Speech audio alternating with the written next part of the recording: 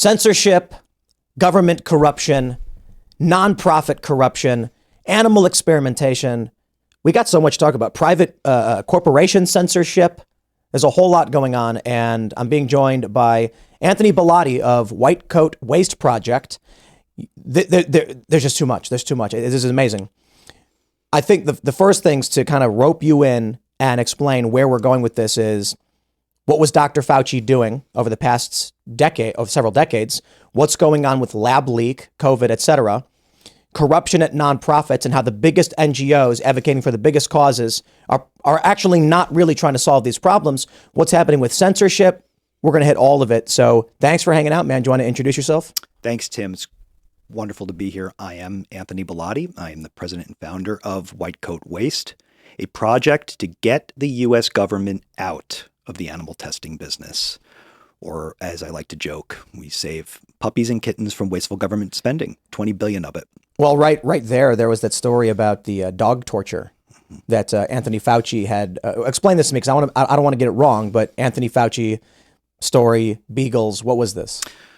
It was arguably one of the two biggest investigations we ever did and launched. The Fauci's beagle monkey tests, the beagle tests. Monkey Island, Timcast exposed that first. That was our FOIA investigation. And then, of course, we were the first organization to expose U.S. taxpayer money for animal testing at the Wuhan lab. So, two of the biggest things we're known for are Beaglegate, Fauci's beagle experiments, and the Wuhan lab leak money. I definitely want to start off with the lab leak, Wuhan, and all that stuff, because I think they really want to know as much as possible about that. But just for some context, to understand, I think the depravity of what a man like Fauci was doing, wasn't part of it they would expose beagles to carnivorous flies that would eat them alive? Yes, many times, many labs. There wasn't just one lab. I think we're up to 8 so-called Beaglegate labs, wow, give or take. I'm in the business and I'm losing track of how many there have been.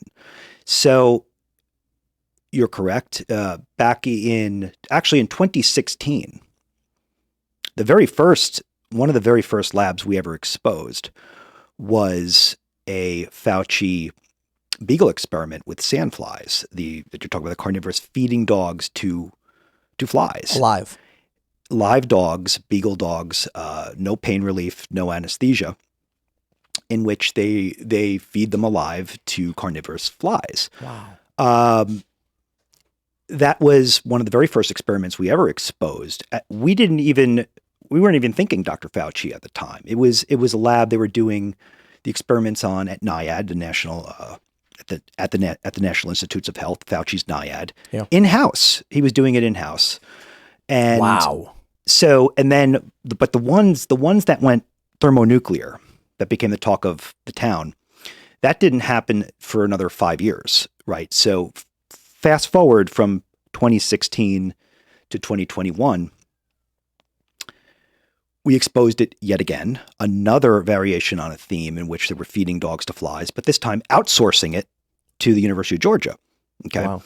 So they were doing the same thing. They're over the span of 5 years or longer, they just keep feeding dogs alive to carnivorous flies on the taxpayer's dime, repeating the same thing over and over again. They're putting dogs in like a sealed space, container, cage, or whatever, with hordes of flies that just start eating them. Mm-hmm. Yes. Why? Well, they were doing. I mean, look, LI is the name of the disease. It's a tropical disease, and long story short, it's a terrible disease. But Americans don't get it. I mean, they just don't.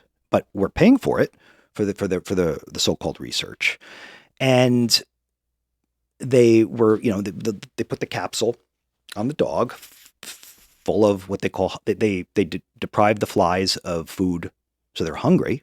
Right? They don't give them food for a number of days, so they're extra hungry. And then, there's no other way to put it. Sealed container of the flies onto the dog's body. Correct. And then the flies have nothing to eat but just the flesh of the dog right there. Correct. Man, or on their ears. Starting off so dark. So anyway, it is dark. I mean, it's look. white coat waste is a project to get the government out of wasteful spending on animal testing. But the kind of experiments we're talking about, they range from the sadistic, feeding dogs to flies, to the silly, monkeys smoking crack, or No way. rats vaping on Juul devices. Monkeys smoking crack. Sure, or cocaine and nicotine addiction experiments. They run the gamut, right? Man, from sadism to silliness, stupid, but also significant. That's the other word, S word here. I mean, and that's Wuhan. Gain of function. I mean, it may not be silly or stupid, but sadistic might not be the word you'd use, but significant. This is exactly where it goes. We can talk about why people should pay attention to wasteful government spending. We can talk about why they should pay attention to wasteful government spending on animal experimentation. And I'm sure there's a lot of arguments for, we want to cure diseases and things like that. I'm sure we'll get into the philosophical of that in a minute. But where it goes is bat coronavirus testing. Yeah. And then what do you end up with? You end up with a lab leak. You end up with global lockdowns. Right. The degree of irresponsibility, reckless, negligent behavior on an unprecedented scale, all because they want to do these ridiculous experiments to gain marginal knowledge. But you know what I think a lot of it is? They want grant money. And so they're like, oh, we're gonna give a monkey crack. And they're like, how much do you need? $5 million? Sure. Well, you said it, and it's Ghostbusters, that famous scene in Ghostbusters where anybody who's seen the movie knows there's this great scene where Dan Aykroyd's character is talking with Bill Murray's character, and I think they just lost their public funding. Right? Yeah, presumably a government grant. I don't recall exactly, but they lost their public funding. That was the point. Tim, you don't know what it's like to work in the private sector. They demand results. You don't know. I mean, there's a lot of pressure. Like, you actually have to come up with cures and produce the results. We weren't used to that in the government. It just went on and on for years. That's what they say, right? Exactly. But yeah. the main point is that these grants, Fauci's Beagle experiments, EcoHealth grants for the Wuhan lab, these things go on for years and years for a reason. I read a long time ago that we spent millions of dollars to try and figure out if fish feel pain. Yeah, we concluded that they do. It's always like, dude. And this is not a new phenomenon, right? I mean, Monkey Island, which we lit up and exposed here yes. a couple years ago. I mean, these things have been going on for years now, sometimes decades. No results to show for it, or stupid results that are pointless, right? Fish feel pain. Monkeys don't like to smoke. Monkeys get addicted to crack, et cetera, et cetera. But it's taken on a new significance now. With Wuhan, we can see the danger of reckless, just negligence, focusing on this and making sure that we have keen oversight because of something like Wuhan. Like, if we hear something like they're doing experiments on fish or dogs or whatever, a lot of people might be like, well, I don't like that, but, well, you don't like it, but where does it go? It goes to Wuhan. It goes to bat coronavirus research. It goes to gain of function research. And then you get a, oopsie, now everybody's sick. So this is something that I think everybody should, I'm not saying literally every person in the world, but it's something we should have, like, it should be higher up on the list of priorities, especially with hindsight being 2020 and Wuhan. So let's jump to Wuhan. Yeah. Early on, there was a paper released from, I think it was at South China University or Beijing, some university, where they said in this paper that bats at the Wuhan lab had bitten and urinated on researchers, and that it is very likely that COVID was leaked in this way. Mm-hmm. And it was quickly rescinded. Mm-hmm. And people in the United States started saying, oh, see, they retracted that study. And it's like, okay, you mean to tell me in a communist country, well, whatever, pseudo-communist, whatever you want to call China, that researchers said this thing probably happened and then went, oh, wait, no, never mind. And I'm supposed to believe? No. I think the Chinese government just said, we're not taking the heat from this one. Blame it on somebody else. Through this grant corruption process where people are just like, give us the money, you end up with Fauci being like, I won't take responsibility for what I funded. You end up with Peter Daszak saying, I'm not taking responsibility for this. And a strong economic incentive to deny any involvement. And because they delayed on reporting what really may have been the core, what may have started this, it put us back months or years in terms of figuring out how we could prevent it and how to respond to it. Because a handful of, I'm just going to say, I think these people are evil. They could have come out with honor and said, guys, we screwed up. Here's everything we have on this. Hopefully this prevents the worst from happening. Instead, they said, don't look at me. Then the media comes out, lies to protect them. Nobody wants to take responsibility, and the world suffered because of it. You said it. What if they said, look, what started with noble intentions, we were trying to prevent the next pandemic. Okay, it was a high risk, high reward scenario, this gain of function stuff. We're going to do these experiments on humanized mice, animal experiments, rounding up wild bats full of deadly diseases and transport them back to places like Wuhan. Started with noble intentions. We were trying to accelerate the pace of vaccine development and cures. And you know what? It backfired. We now know that we have to get our hands around this with public policy for the future. That's not what they did. No. What they did was they covered it up, and they called us conspiracy theorists. They censored us. They flat out said it's impossible that this was a lab leak. This didn't happen. It couldn't have happened. I mean, it happened to our investigation. Who was the guy who initially came out and said, looks like a lab leak? And then he gets a call from Fauci and he goes, actually, it wasn't. one of the minions, one of the white coats on Fauci's payroll for, it's one of the virologists on one of these guys, these Dan Aykroyd types in Ghostbusters, on the payroll for many years. And that's exactly what happened. One of these grantees spotted it. We now know that from the FOIA investigation, the Freedom of Information Act releases, that, hey, this thing looks engineered. This looks a little suspicious. It could be, could be manipulated in a lab. Well, we find out about that 2 years after the fact, give or take. Yeah. But they could have come out and said, look, when you make nuclear weapons, you get a broken arrow once in a while, and an accident happens. It doesn't mean it was nefarious. If accidents happen, we got to clean it up now. That's not what they did. Why do dangerous, what is it, BSL? Is that what it's, BSL Biosecurity 4? Lab, yeah. Biosecurity Lab 4 in a major metropolitan area. Bigger than New York City. I mean, yeah. Well, you said it. It's funny because Fauci, I believe, was the one who said, well, when you do this kind of research, you don't want to do it in Brooklyn. So they did it in a city that was bigger than Brooklyn. But it's China, so he's like, I don't care. Well, I mean, it's what happens in China doesn't stay in China, does it? Exactly. So it's Spanish flu. Actually, I think one of the theories is that it originated in China, and then when it made its way to Europe in World War I, with all of the filth and grime, unsanitary conditions, people got really sick, and with weakened immune systems, you're in war. They start rapidly spreading Spanish flu. When then it makes its way to the United States. When it made its way back to China, nobody really noticed because they already had immunity to a similar strain before it mutated into what it was.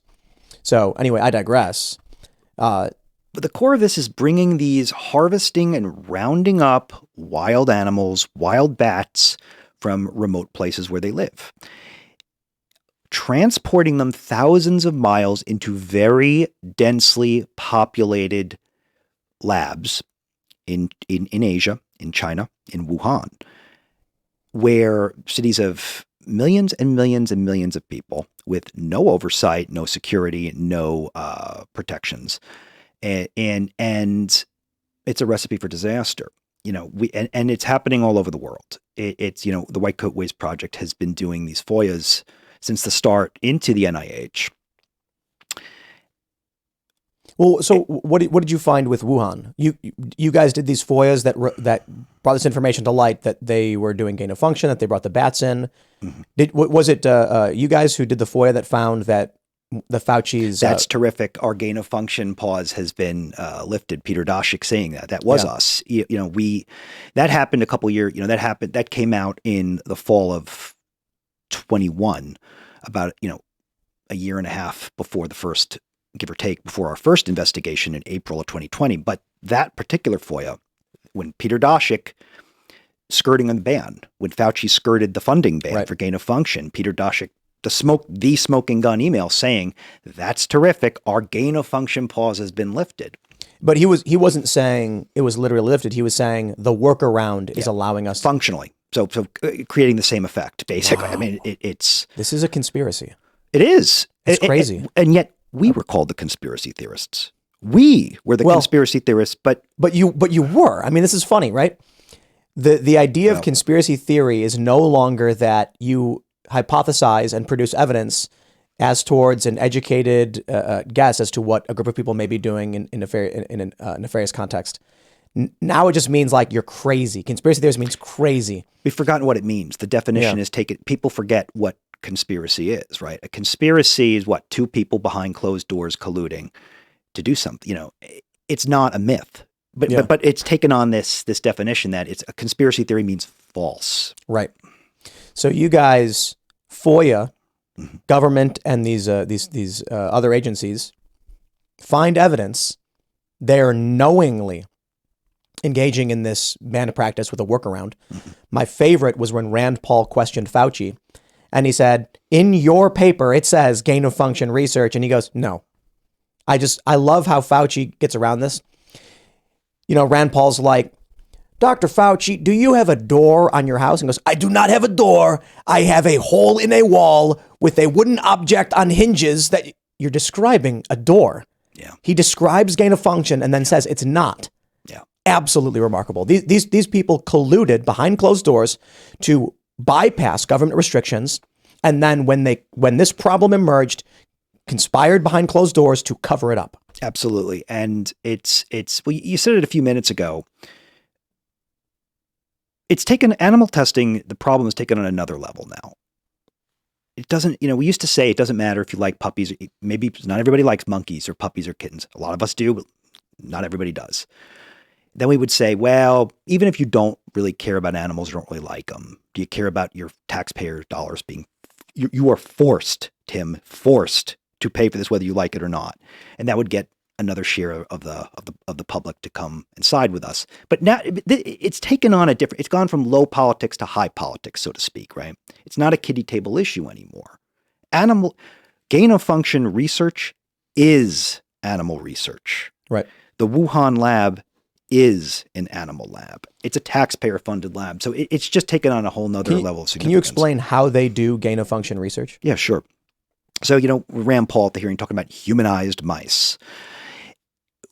The idea of gain of function, that's what we're talking about. It's taking a natural occurring virus from a bat or harvesting the wild strains, transporting them into the animal lab, passaging it through a humanized mouse, which has mimicking how human lungs, right? We engineer the mice or the rodents or the animals in cruel, horrible ways to mimic how a human lungs and receptors would respond for the purpose of making the virus either more transmissible or more virulent or both, accelerating the path, through the passaging of the natural bat virus into this humanized mouse to take on new properties that the virus did not have. So what are they? What do they do? Do they cough on the mouse? Do they take an infected mouse? Do they put it with the bats? Well, they take the infected bat and put it through the transgenic or mice. So kind of the opposite. I mean, you can do both, but it's what they do is they take it from the bat and put it through serial passaging through a mouse or a rodent or another creature to, again, develop new properties. I don't know if you know the specifics, but do they inject the mouse with a virus, or do they how does it get from the bat to the mouse? I'm not, injection or other ways to infuse the the strains. But the only thing I've read about it is that they take an infected bat they find in the wild and they put it in a cage with a bunch of other bats, and then the disease spreads, and then I guess they'll wait for certain symptoms to emerge. Then they'll take that bat, put it in another cage with a bunch of other bats, so that specific strain spreads. And so they keep amplifying the most serious strains. And it's not just done with, humanized mice and bats is obviously the Wuhan lab, but ferrets are another model they use for gain of function research here for like influenza and those strains.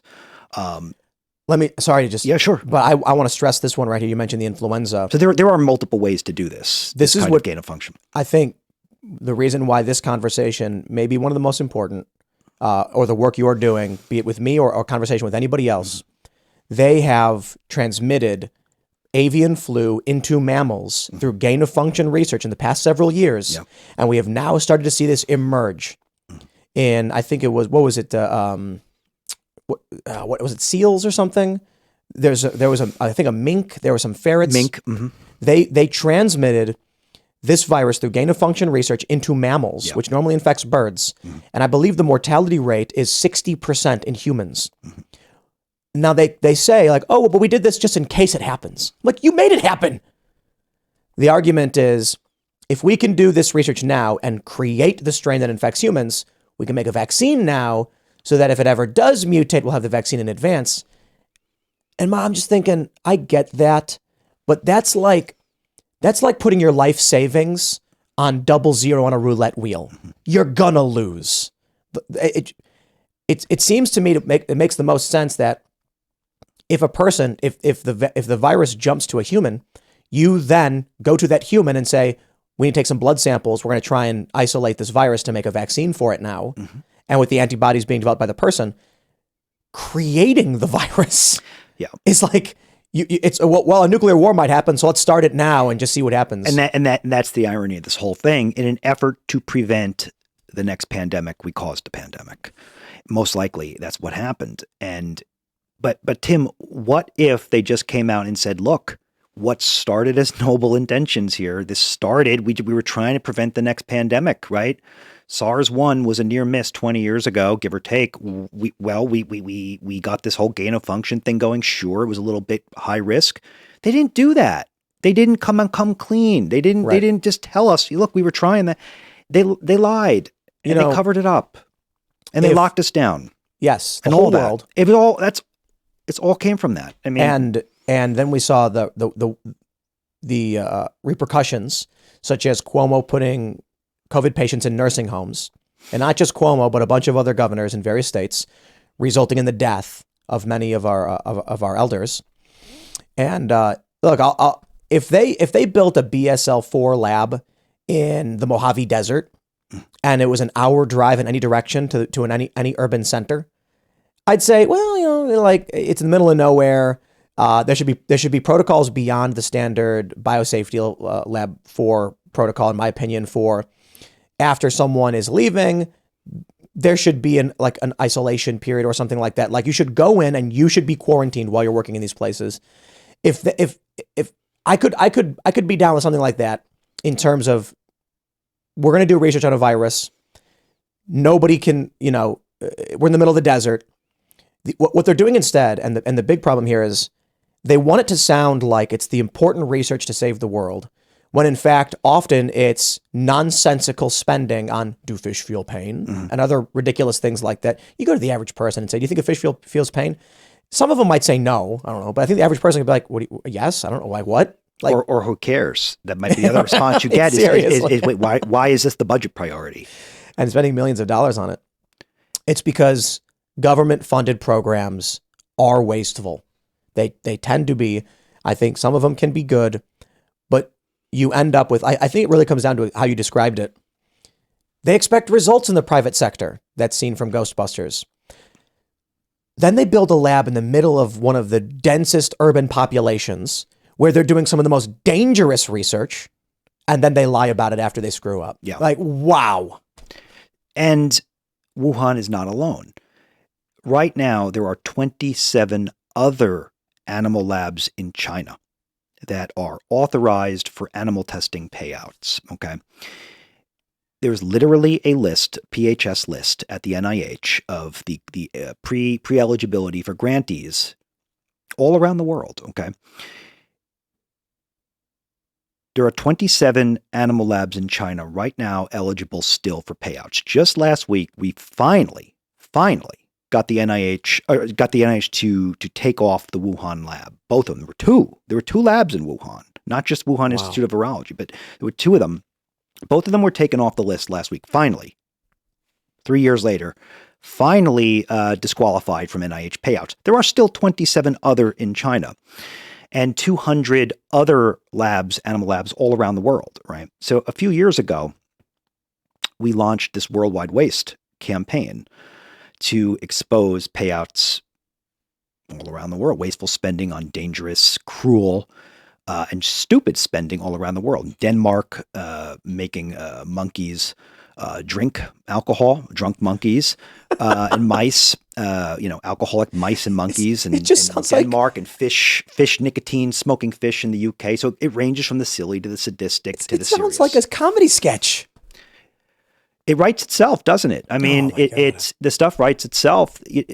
Tim, just at the end of March, the Government Accountability Office, in response to our worldwide waste campaign, put out an audit, a long-awaited audit about wasteful spending on animal labs all around the world. We've spent $2 billion over the last 20 years, $2 billion on these labs. And the punchline was the NIH has never once done an audit of itself of what it's doing in these animal labs. Those beagles in Tunisia with the nets. Yeah. I mean, they've never once audited this stuff. Yeah, they would put like parts of the dog in a netted area with the flies too, and things like that. That was Tunisia. That's that iconic photo we put out. Yeah, it's first and foremost, they're not watching the store. Yeah, nobody's watching the store. Here's where I think we unite the left and the right on this. It's like you've got every vegan should be angry that a lot of this research seems to make no sense, which should make the right angry, because the government is giving money, which is basically just pure corruption. They're saying, draft up whatever and we'll give you the money. And where does that money come from? Our pockets. So people on the left should be mad that they're torturing animals for no reason. And the right should be mad for no reason other than to just get a grant. This was a story that wasn't being told until we started the White Coat Waste Project. It's one of the main reasons I started it. There are a number of reasons why I started this, but there should have been a left-right convergence all along on animal testing. It kind of wasn't, though. It was really the exclusive domain of the left. Yeah. And you had the establishment animal rights groups, really only reaching out to the left. But it's not a left-right thing. It's about establishment power and versus outsiders. It's about government and finding a way to bring everybody into the tent. Tent widening was one of the main reasons I started this. It's not quite animal welfare. It's not quite government spending. It's a hybrid of both. Where's PETA on this? I mean, I don't know, but I mean, I'm not a fan of PETA. But all these establishment animal groups really missed the boat on all of this, right? The two most important animal testing campaigns, perhaps of all time, were Fauci's beagle experiments that really elevated this public for the first time. I mean, to really just dinner table conversation, and the most important of them all is the lab leak. Yeah. So I think Monkey Island is up there. Right up there. But Monkey Island was they were just trying to experiment on pain. Mm-hmm. The purpose was to induce as much pain as possible on primates. Monkey Island, we exposed that from another Freedom of Information Act request, a FOIA investigation a few years back. There's this island off the coast of South Carolina. The primates are literally owned. They are property of NIAID, Fauci's NIH department. They are literally his property. Just to clarify too, I think Fauci's retired now, right? Yeah, but this was all under him. This was what he all doing under for at decades. the time under Fauci's department. He's no longer there, but the legacy goes on. Yeah. His wasteful spending, years and years of it, goes on. Monkey Island's still there. They're still harvesting these monkeys from off the coast of South Carolina and shipping them to maximum pain laboratories. Yeah, people need to really understand what that is. It's one thing to laugh about they gave a monkey crack. You know, it's like I look at that, I'm like, I think that's stupid and wrong for a variety of reasons. At the very least, crack makes you feel good. You're creating an addiction. It's causing lifelong problems. So it's still it bad. doesn't feel good when they take it away from them. Exactly. That doesn't feel good. But yes, I get it. But with the maximum pain project, they're trying to figure out how to induce the most pain possible and then see what happens to these monkeys. Deliberate withholding of any anesthesia, deliberate withholding of any pain relief. It sucks. The intention is to research the pain, isn't it? In some cases, and in other cases, they're doing other. That's one or just virus experimentation, more virus experimentation. We just let the On virus. this island? Well, they transport them off the island, Yeah. and then they ship them to the lab. So a paradise to pain pipeline. You ever see the new Planet of the Apes I've heard about it. I haven't seen. Well, with James Franco? Yeah, I saw parts. I did. It's something you got to watch. It's a movie about how the world ends because of genetic experimentation on primates. He's trying to cure Alzheimer's. He creates a virus for a gene therapy. It makes the primates super intelligent, and it kills humans. Mm-hmm. And then the series is the planet is wiped out. It starts with super intelligent apes escaping and then forming their own society. And then the next movie, Earth has collapsed because the virus kills people. Mm-hmm. I think people need to understand that it's imagine if someone dropped a nuclear bomb on a city. Mm-hmm. It would be devastating. And one nuclear bomb on one city, maybe it kills a couple 100,000 people. Mm-hmm. One lab leak, how many people died? Could be 19, 20 million, maybe. And what are the numbers they're giving us for COVID? It's 7 million, or is it? I don't know the total number as of current. I've seen estimate. Yeah, I mean, depending on the estimates, probably deaths worldwide undercounted. I've seen some estimates 19, 20 million from coronavirus and coronavirus related deaths. There are people that we know personally have had on Timcast IRL whose parents have died because of this. Mm-hmm.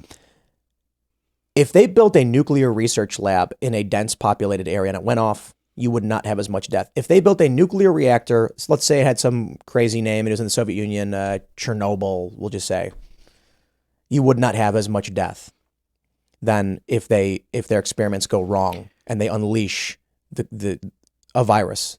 And Rand Paul said, we work with Senator Paul all the time on this, and he's absolutely right in leading the charge to, find, expose, and defund, smoke out and just cut off the money for these horrible animal experiments, the wasteful spending on foreign labs, Wuhan.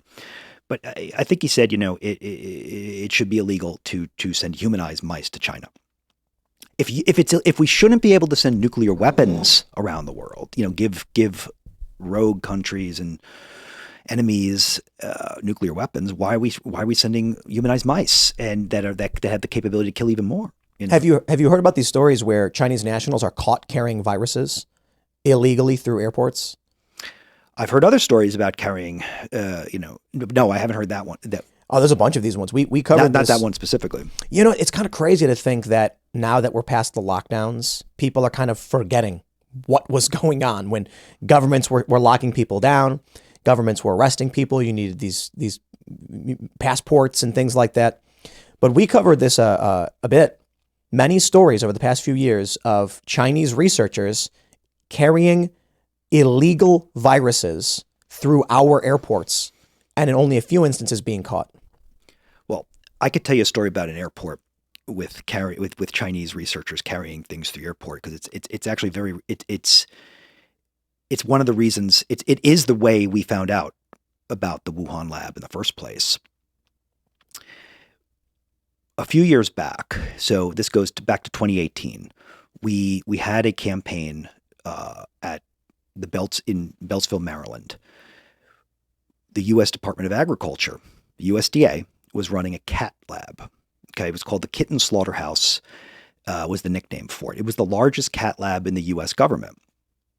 They had spent about $22 million over 50 years of government spending. About 3,000 kittens were killed in this laboratory. They were doing rotten meat experiments, right?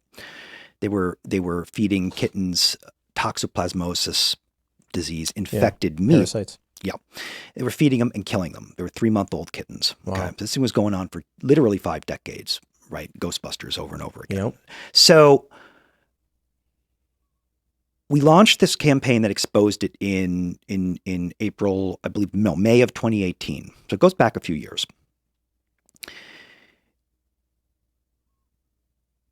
And the campaign's getting a lot of traction, getting a lot of media coverage, getting a lot of congressional engagement on both sides, Democrats and Republicans coming together to try and shut down the kitten slaughterhouse at the U.S. Department of Agriculture.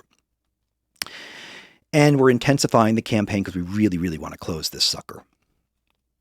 So we dig into the research, into the literature, follow the money. That's what we do. So we're going through the papers and the grants and the publications that are coming out of this program. And lo and behold, we discover that the USDA, some of this meat that they were feeding the kittens was coming from China. And Tim, it was dog and cat meat that they were feeding to the kittens. The USDA was a customer of the wet markets in China. Wow. They were literally spending tax money to round up cats and dogs at those horrible live animal markets, the wet markets. And the Chinese whitecoats, the researchers, were carrying it back, rotten meat in their luggage, literally, to the United States. And it was being fed to the lab kittens. Kitten cannibalism experiments. Now, the lab, that once that expose came out, it broke the back of the program. Wow. We shut it down. It was the largest cat lab in the government. I adopted two of the breeding moms who were survivors of the program. Who I have 2 of them. But Tim, so I live with them now. But here's the thing. That was the campaign. We broke their back in the spring of 2019. The program was shuttered after 50 years. But here's the thing. That was the genesis of how we exposed the lab leak money, because we started saying, well, if the government labs in the United States, my 2 cats were the genesis of it. If the government is spending our money, the U.S. federal government labs, the administrative state, taking our money and going to China with it for scientific research, what else are they spending it on? That's how we found out that there was this list of 27 labs in China, including the Wuhan Institute of Virology. You know what's amazing to me is that after 50 years, this lab is shut down the moment people learned of its existence. Is that basically what happens? You guys figure it out, you publicize this, and then all of a sudden they're like, time to close it. Yeah, we like to sort of. I mean, it's like the process. It's FED is the acronym we use. FED, find, expose, defund. I mean, that's our playbook, right? My view is just these things sound so depraved that the moment you find them and expose them, they get defunded. And not always, but that's how we close the circle, right? We find it, we follow the money, Freedom of Information Act requests, open records analysis, going through the papers that they publish, then we expose it, right? Like Monkey Island, like we did here a few years ago. Expose it, get it out there. Hopefully we don't get censored. We do. And then defund it. That's how we close. That was the genesis. You know, when I founded the White Coat Waste Project, I was fed up. I also was fed up with the failures of animal rights groups on this issue. Nobody was shutting labs. I mean, they weren't shutting the labs down. Not really. And not enough of them. And I realized, look, the elephant in the room was this was government spending, right? Dwarfing the private sector. Yes, companies do this. It's not good when they do it either. But the point is, the government was the elephant in the room, more than 2 to 1. And if they can fund a program, you can defund it. So that was the innovative twist. If you can fund a program, in theory, you can defund it. There's a lot of arguments for the necessity of animal testing in certain areas when it comes to curing diseases or treating things. My view is, I get that. But I think what I hear right now is, if we don't, they have to have maximum level of transparency when it comes to doing these kinds of things, because it sounds to me over and over again, the stories we hear, it's not some noble experiment to cure Alzheimer's. It's not some noble experiment to restore function in someone who's paralyzed. It's, can a monkey smoke crack? Let's spend $40 million to find out. And you're just like, no, please, come on. Like that's ridiculous. It's dangerous gain of function research for the sake of a grant and then a cover up if it goes wrong. It is, I think they try to get by. I'll put it this way.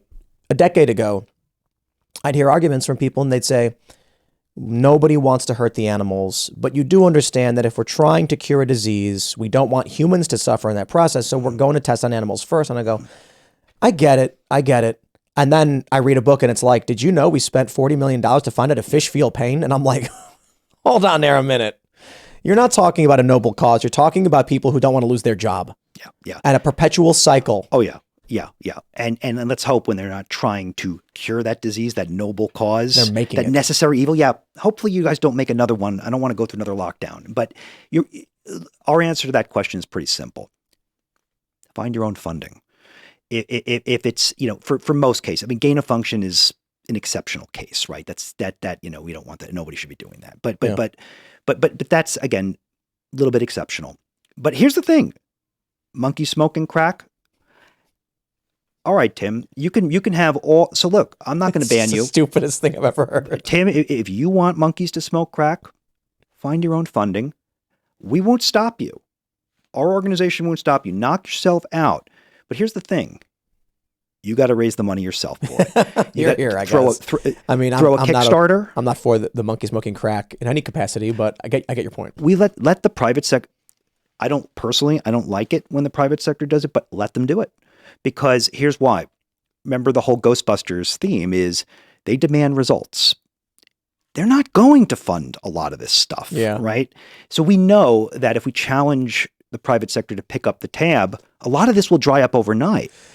I'm just imagining sitting down at let's say there's a steakhouse in DC, and you go to your business partner and you say, this is fantastic. We've got a meeting with this venture capital firm. And you sit down and they say, we're really interested. You guys are, your credentials are amazing. You're researchers from these universities. So what do you need the $50 million for? Get this. We're going to buy a bunch of crack and give it to monkeys. The guy's going to be like, thank you for your time. Have a nice day. Yes, some woke bankers are really going to fund that. Right. I mean, but Tim, what's my out on this? Are we going to make a cure for crack addiction? Well, we'll see. It'll go on for a couple years, and another couple years, another couple decades, and we're just going to have to keep spending the money. We kind of want a ROI. So we know that we'll be able to clean out a lot of this stuff by just shifting the burden, get it off the taxpayers' back. Privatize it. Don't socialize it. That's one way we handle it, for sure. That's one approach. I mean, this is just an issue of the bigger issue of taxation. People don't know where their money's going, and the government has clever ways of funding these things through the Federal Reserve. There's a bigger conversation about modern monetary theory, but when they deficit spend, they're extracting the savings of the American people. So it's worse than just taking your tax dollars. They're devaluing your currency through these wasteful programs, be it animal research or otherwise. But I do find it fascinating that we're dealing with a debt ceiling crisis right now. Negotiations ongoing. No deal's been made. Oh no, the government's going to shut down again. Can we raise the limit? I know. How about we just take stock of where we're spending money first? How are we in a deficit spending position if we're funding monkeys smoking crack? 20 billion. That's 20 billion. Wait. And that's what we know about. Wait, is it 20 billion just for the monkey smoking crack? No. It's that's a lot of money. It is the sum total. But here's the thing, the 20 billion though, you said the right word, transparent. Yeah. We don't know how much they're actually spending. 20B is the floor. That's billion with a B. Yeah. Okay, not million, billion. That's the floor, not the ceiling. We know that the NIH, just the NIH, wastes about 50 cents on the dollar. For every one of those grants has an animal testing component to it. Some is monkey smoking crack, some is beagles having their vocal cords cut out and fed to flies, and some of it is gain of function animal testing.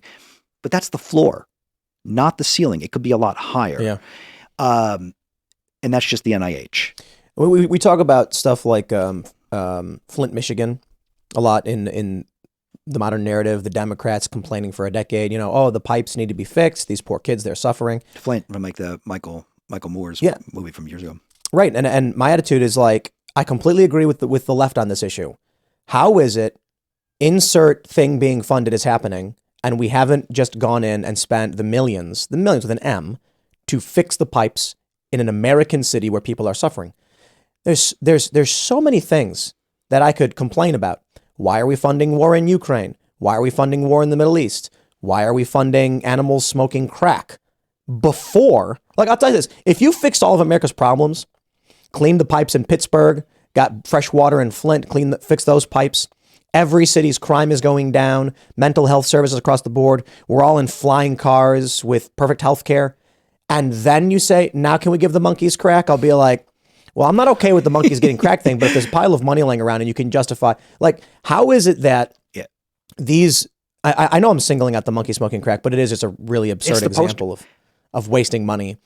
How is it that we're spending money on these things before helping Americans in need? Anything is better than what we're spending. Anything is better than causing lab leaks, lockdowns, mandates. I mean, anything is better than what we're doing with how we're spending it. Anything. So you guys are censored. We are censored. We've been censored for a long time. We are still censored on Twitter right now. Okay, so we're still trying to run ads on Twitter today. Like, is your account locked or anything? Our account's not locked, but they're not. They refused. They're banning us from running ads. We have written Twitter a check. They haven't cashed it. And the reason they gave us literally, I think, what's today, Friday. So as of Monday or Tuesday, they're telling us because we're promoting lab leak information, and also they're saying we're not sufficiently credible on $20 billion being spent on animal testing. Wait, they're saying you can't promote the lab leak Correct. theory? Jon Stewart promoted lab leak theory 2 years ago. Well, Elon Musk is sharing our own FOIA investigation himself, Tim. That's terrific. Our gain of function. He literally was that we're the investigators who funded the FOIA challenge that got that, and yet he won't take our money to run Twitter ads to promote it. Tweet at him. Please, yeah, please unban. What's your Twitter? Is it White Coat? White Coat Waste is the Twitter handle. But, and you guys are even in a business enterprise customer. And they won't. Maybe he's still cleaning house from the woke policy people over there. Maybe he still hasn't gotten to it yet. I'll give him a little more time. But come on, Elon, you were supposed to be on Team Lab Leak here. So what is on Twitter? You're trying to run ads to promote these stories, and they're saying no. Yes, we literally have the emails from his people. His policy people are saying they're promoting COVID disinformation and lab leaking. No, hold on a minute. Wait a minute. Nancy Mace. Mm-hmm. The president says the government doesn't have to cut any spending, but the federal government spent $3 million in 2022 watching hamsters fight on steroids. That was our FOIA investigation. Look, the video is right there of the... Tim, the Roman gladiator. These are the stupidest people. Tim, Roman gladiator style death matches. We have the video. We have the secret video. They filmed it. We have the videotapes of them. This is. I can't believe this country, man. But Twitter won't let us run ads showing this stuff. Why are they doing lab this? leak disinformation, COVID disinformation? They're claiming. I'm going through your Twitter. I'm not trying to find the ad. And then I'm like, what? $3 million to watch hamsters fight on steroids. These are not serious people. Dude, I would rather just give that $3 million straight up to any homeless veteran. Anything. Don't care what you do with it. Here's $3 million. Anything. You're a veteran. Anything is better. Whatever they spent it on, it's better than Roman gladiator death matches. There's video of this? We have it. It's right. It should be right there. I mean, I think we chimed in with the video right under Congresswoman Mace's $2.3 million to inject beagle puppies with cocaine. That's us too. Nancy Mace, that's amazing. She's sharing this stuff. Stop the waste. Yeah, she's been great with getting us out. She was great with Monkey Island. It's in her district. It's right off the coast of her district. We went on a fact finding. We sailed with Congresswoman Mace to film the monkeys and She's tweeting this stuff like crazy. This is I know. fantastic. $1 million to watch mice binge drink. Yeah, that's another one. I mean, look, You know, I can walk down the street in any major city and see a homeless veteran saying, "Please help me." yeah, they're not curing sick kids with this money. I mean, there's no sick kids getting cured here. I mean, come on. I mean, Dude, I'm sorry. The hamsters on steroids fighting sounds like two guys who were drinking and they were like, wouldn't it, like, let's make videos where like hamsters are on steroids and we make them fight. Can we get money for that? It's like, bro, the NIAID will just give me money for anything. Let's do it. nice work if you can get it, where you can just sit around and watch and film them. He's doing this. I mean, it's cruel. It's horrible, but it's also it's like a bad Saturday Night Live skit here. So you posted the video of the hamsters fighting? It should be right. Yeah, you could probably see it right under the Nancy Mace. No, I don't see it. We probably chimed in right there with under her. Oh, I see. tweet. It replied with it. Yeah. All right, let me see if I can find Yeah, this. you see if you can find the. I'm like scrolling through. Oh my God. That's it. That's the actual. They filmed that. Oh my God. Yeah, that's it. Why? This is the stupidest thing I've ever seen. It's not even entertaining. Like, oh, this is brutal. Yeah, there are aggression experiments and things. You know, That's crazy, man. did you get your money's worth? You know, it's like the first thing I think when I see the picture is I'm laughing, and then I watch the video and now I'm upset. Same thing with the dogs with cocaine, right? It sounds. It does sound funny. I mean, we have to have a sense of humor about it. Black humor, dark humor for sure, but you got to have a little bit of a sense of humor about this stuff. But no, it's terribly cruel. I mean, the dogs, you know, how do you think they're getting the coke? They're not snorting lines of it, right? They're not. They put they tether them with these straitjackets and infuse it into them Through IVs? Well, they put them in a restraint jacket and right into catheter, you know, right into them. Wow. So, you know, it is Into their right into the stomach or vein artery or vein yeah. or whatever. I'm not, you know, I'd have to go back and intravenous. That's the idea. Yeah. I mean, it exactly. So, you know, they're not going to the club and going sniffing it. It's not quite how it works, but,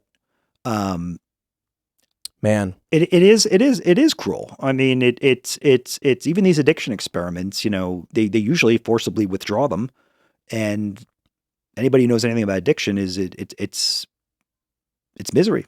yeah. Forced withdrawal is awful. I shouldn't have watched that hamster video. I was laughing at the absurdity of the idea until I watched it and now I'm pissed off. Yeah.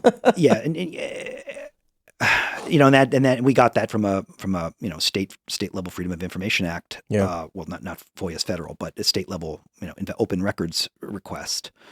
And that's what we do. We get this stuff to the Hill and work with both sides, Democrats and Republicans. There is something in it for everyone, whether they love puppies and kittens, whether they hate government waste, or like us both. Okay, that graphic you made for the article though is genius. Which one? The hamster ninja kicking the other hamster in the yeah. face. Fight Club. Yeah.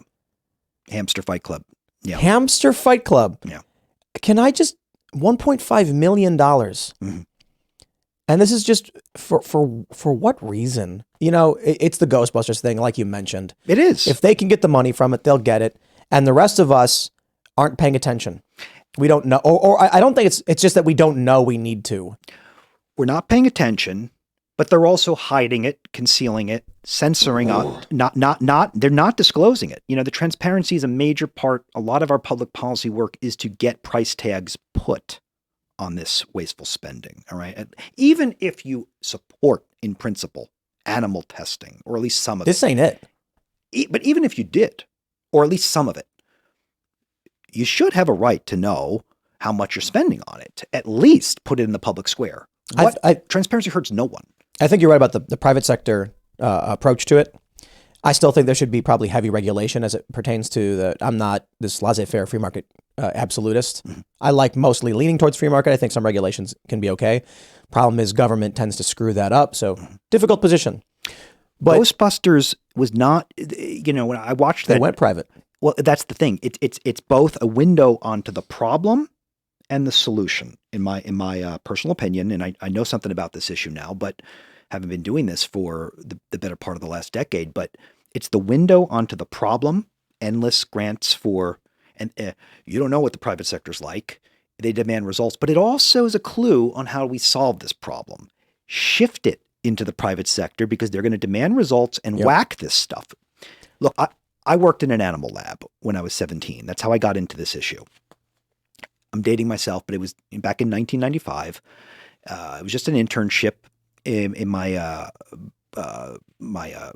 in between my junior and senior year of high school. Okay, I wanted to be a doc, just a doctor, like a human doctor. My dad's a dentist, and I wanted to go to medical school. And I thought this would be a great letter of recommendation.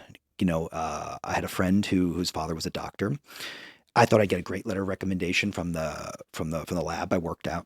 Leg up for college admissions. I'm just being honest about it. So I worked in an animal lab for a few weeks. I was horrified by I was no animal rights activist. I loved animals. I had pets, but I wasn't a vegetarian or vegan. I wasn't an activist. I was a kid playing the drums in high school and wanting to get a leg up on his competition. Anyway, so I worked in the animal lab just for a few weeks, and I hated what I saw. I horrified by it, and I wanted to do something about this for my whole life. And when I was 17, I didn't know the experiments I was looking at were taxpayer funded. I didn't pay taxes. I didn't know anything about government spending. I didn't know about anything about policy or politics or anything. I just didn't like what I saw. It was just cruel and sadistic. But I didn't know that at the time. I learned that much later. And again, Ghostbusters providing that window onto how do we solve the problem. It's not that the private sector wouldn't. Abuse of a dog is abuse of a dog, whether it's in, it's manifestly true. Whether if you're cutting a dog, the dog don't care whether it's a private lab or a public lab. I care because it's worse that I'm forced to pay for it. I don't get a chance to boycott, so it makes it a little bit worse. But so we're not shifting it into the private sector. We're not trying to get into the private sector because private sector is inherently good. Yeah. We're trying to do that as a strategy to we know we're going to whack this stuff faster and more efficiently by doing it and clean up the problem. I think it should be private sector, and I think it should still have oversight in the public space. So you want to run a lab. When it comes to any kind of, biosecurity level stuff, I think that's got to be outright in the middle of nowhere. I don't think we should be allowed to outsource it to foreign countries the way Fauci was doing, which is just making the problem worse. And not doing it through these secretive pass-through grants. I mean, like EcoHealth. I mean, that was our big major investigation, was finding that loophole. Nobody knew about that. He should be in jail until we found that. If we say you can't do it, how would anybody have known? This is why Fauci, in my view, I think it's fair to say that he lied to Rand Paul, to Congress. I think so. You've got the paper saying they did gain of function research, that they funded it. It describes it as gain of function. It shows that they were providing the funding, and then he says, no, he didn't. Semantics aside, the point was clear. It was, I hope that we get a serious investigation, maybe if Trump wins. I look at the current establishment political class, and everyone says, we all got a good thing going. It's like all these different criminal organizations looking at each other being like, I won't screw with you if you don't screw with me. Mm-hmm. We need someone to come in and just be like, guys, enough of this.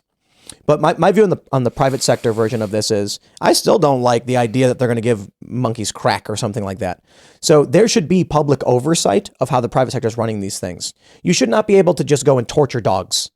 You've got to, there should be something clearly defined as to what the purpose is for the experiments that you do with a stated, it can't be like, well, we're going to see what happens. No dice. That curiosity stuff, it just don't work. Even in the private sector. Well, let me do you one better. I'll do you one better. Is in addition to the whole find your own funding, let the private sector, if it's so valuable, let the private sector pick up the tab for it. In addition to that, I'll do you one better. How about we stop forcing, meaning the government, forcing private companies to test on animals, whether they want to or not. A few years ago, we started with defund campaigns to cut funding, which is most of it.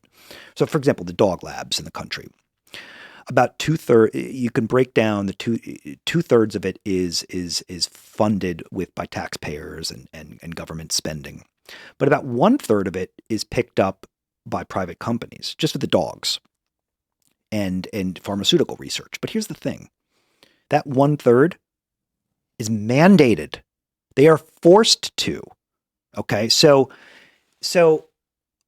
again, I have no love for private companies or no hate. It's not the point. But the system is forcing private companies, pharmaceutical companies, to test on dogs, even when their own industry doctors and scientists don't want to do it. Why? Well, the FDA, the Food and Drug Administration, has a mandate. Okay, a mandate for preclinical testing of efficacy of pharmaceuticals, medical devices, that kind of thing.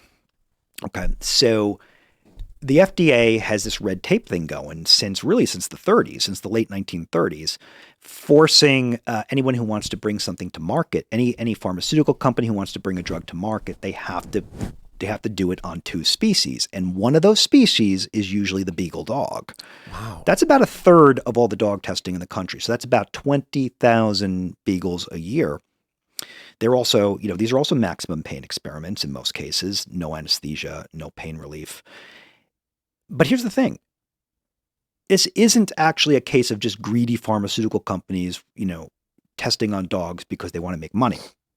That was the lie we were sold by the establishment animal rights groups for a long time, just beating up private companies because it's, it sounds good, yeah. and it fits the narrative, and people believe it. It is true that they're doing it, but they're mandated. Pharmaceutical research, it was mandated by FDA regs. So let's also not force companies to do it. So let's jump into the nonprofit stuff, because I love talking about this. I used to work on fundraising for some of these big nonprofits. The first thing I'm curious is how are you guys funded? About, give or take, 66%, 2/3 of our funding, 66-70% of it is grassroots. Okay, so it's $20 donors is the majority of our funding. Online, mail. Grassroots. So almost all of our funding is grassroots. We have a couple foundations, a few grants, but most of our money has always been grassroots funded. When we started it, we had no startup funding. I was personally I had to seed the money to get the organization going, but we grew it. We grew it through grassroots funding. Yeah. So I ask because I've worked for some of these big nonprofits, and the one thing I learned, and I learned this from other fundraisers, I learned this from former directors and staff at nonprofits, most of the big brand name NGOs, nonprofit organizations, do not want to succeed. And couldn't agree more. I remember talking to a guy who had quit, and he said that he quit because it seemed at a certain point that they intentionally wanted to make the problems worse. And he was like, I think it was because if they solve the problem, they're out of business. Mm-hmm. With the private sector, you have the planned obsolescence, which is similar in a way. They say that with the invention of the light bulb, the original filament invented for the light bulb essentially lasted forever. And the first light bulb, I believe, is still on to this day in a firehouse in New York City. That's what they say. And they decided, we need a filament that burns out so we can keep selling these things. A candle burns down, got to buy a new one. Mm-hmm. We give them a light bulb that lasts for 20 years. We sell 10 light bulbs, we're done. Mm-hmm. So they intentionally fail. Mm-hmm. You see the same thing with nonprofits. They say, if we get this banned, then what do we do? Mm-hmm. So you do see in some instances, without naming any of these nonprofits, they start with, nuclear weapons testing is bad, because radiation is blanketing the earth. And so they start protesting this. A lot of people agree and say, you're going to wipe the planet out if you keep doing these bomb testing. So they protest these things. And then eventually when the tests start dying down and they start succeeding in a certain respect, they say, well, now what do we do? I know. Let's throw in whales because the nuclear testing was harming the whale population. Then they say, well, now that whaling is mostly being made, what would you do? Trees. There's always got to be something we're fighting for. Now, I can respect to a certain extent if they're like, hey, we've solved this problem. Now we're going to announce that we're going to carry on the mission. But then you start to learn that some of the policies that they fight for, these nonprofits, don't actually stop these problems. I've seen it with a bunch of these big organizations. They don't want to go out of business. And so it's almost like, we had a Republican Freedom Caucus guy on who explained to us that when they were going to overturn Obamacare, Republican leadership said, hey, don't vote yes. Like, wait, why? We have a chance to actually be rid of Obamacare. Yeah, but we need this to raise money. Yep, you lose the issue. I don't know if you've experienced things like that with other nonprofits or. I have a few thoughts on this. I think there's something to what you're saying about losing the issue. But, when you look at why I founded this organization, I was very frustrated with the lack of progress on animal testing. This could explain why the labs weren't being shut down. In the United States, not a single primate lab was shut down. Outside of the White Coat Waste Project, not a single primate lab has been shut down for the better part of a decade. Wow. Zero, despite establishment groups raising tons of money on it. So either they don't want to put them out of business or they're incompetent and failing the approach. Both are unacceptable, whether they don't want, whether they just don't want to lose the issue and are not trying, or they are trying and failing. Didn't PETA kidnap a dog from some woman's porch and then kill it? That scandal. I mean, it's been, it's troubling. It's a little above my pay grade. I don't know. I know a little bit about the. Don't get yourself in legal trouble. I'll pull it up right here. About the. PETA says sorry for taking girl's pet chihuahua and putting it down. Yeah, I'm not an expert on the euthanasia issue. It's a little above my pay grade, but I've heard the disturbing story, the headline, but it's not it's a little above my pay grade, but it's the real scandal to me is just why did the animal test, the real scandal is why aren't labs getting shut down by establishment animal PETA groups? They can take someone's dog, but they can't stop actual wasteful animal labs and cruel animal labs.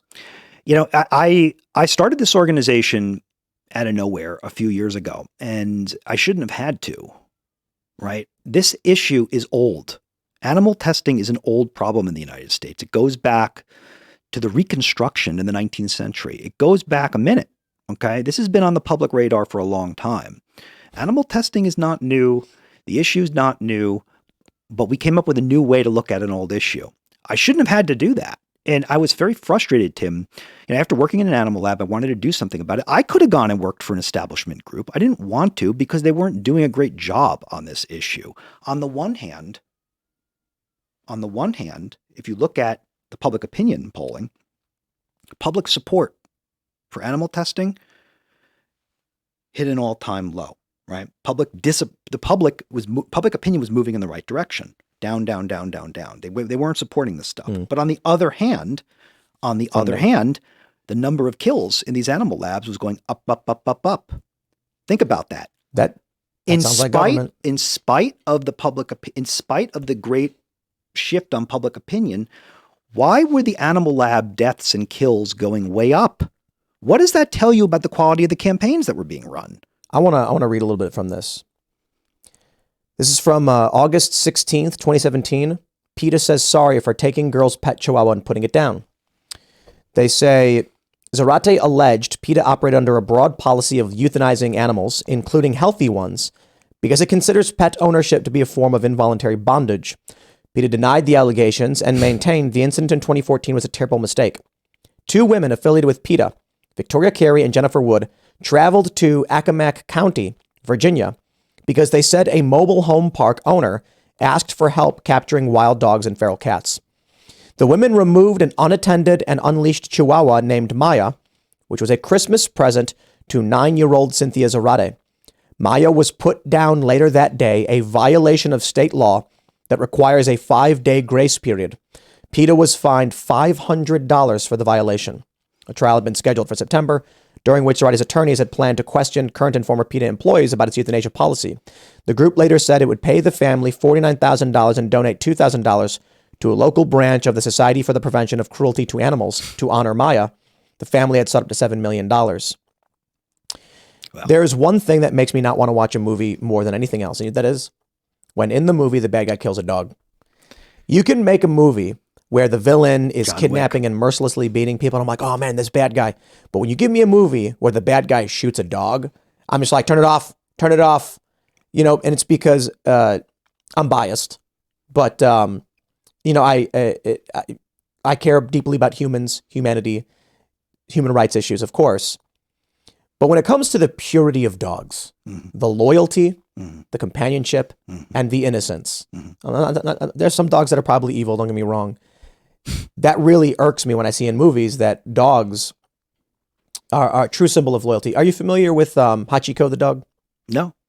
Let me tell you the story about Hachiko the dog. No, who's it? So a Japanese professor adopted a Akita puppy, and he named it Hachiko. And I'll give you the simple version because I'm probably going to get some of it wrong. But every day, one day when he was leaving to go to the train station to go to the university, Hachiko breaks out of the yard and follows him and goes with him to the train station and watches him get on the train and leave. When he comes back, Hachiko's waiting for him. And this begins this tradition where every day in the morning, he and Hachiko he would get on the train and Hachiko would see him off, go home, come back around the same time when he knew the professor was coming back, and they'd walk home together. One day when the professor was at the university teaching, he had a stroke and he died. And Hachiko waited at the train station and wouldn't leave. For I think about 10 years, Hachiko would wait at the train station and would not leave. Brings tears to my eyes. They built a statue for Hachiko. Sitting there waiting for. And I think March 8th now is Hachiko Day. It's a day celebrating loyalty. Yeah. See, I'm cracking up. Dogs are incredible. When you start needlessly killing these animals, you make me very angry. Yeah. And so hear my voice when I hear this story. If you did what PETA did to my dog, it would be John Wick times 10. But I'm not talking about being violent and merciless. I'm talking about a reign of legal hellfire by which I would dedicate my life to making sure that you would never operate again. Yeah. And I've heard these stories about what PETA does. I am no fan of this. Yeah. So I'm not going to sit here and pretend pets are special. You know, they're not it's not slavery. It's not bondage. You know, I am proud. I adopted two of the mothers who were breeding the kittens at that USDA lab, you know, that we shut down. I've had dogs are special. Pets are special. It's not bondage. It's you can be abusive to a pet or you can love a pet. And most people love their pets and it's special. Do you know the story about how dogs it's became... just nonsense that pets are slavery. I mean, that's just... Right. It's just nonsense. That was the allegation against PETA. I'm not necessarily interested in giving them the benefit of the doubt because I've heard many other stories similar. They went to a woman's porch. I read this once. Yeah. Maybe I'm wrong. I want to be very careful here. But I read that they went on a porch and grabbed a dog off a leash or something like that. But the story of how dogs get domesticated is partly why I care so much for dogs. The story is, are you familiar with the story about how dogs get domesticated by chance? Flight time, for those that aren't familiar, is the distance between a human and an animal before the animal flees. And human tribes would leave refuse behind, which wolves would scavenge from. Over a very, very long time, the human tribes that tolerated the wolves and the wolves that were less aggressive lowered that flight time. If a wolf pack came too close to the human tribe, the humans would fight them off. Mm-hmm. The humans that were more tolerant of them and the wolves that were more tolerant of the humans succeeded more often in survival.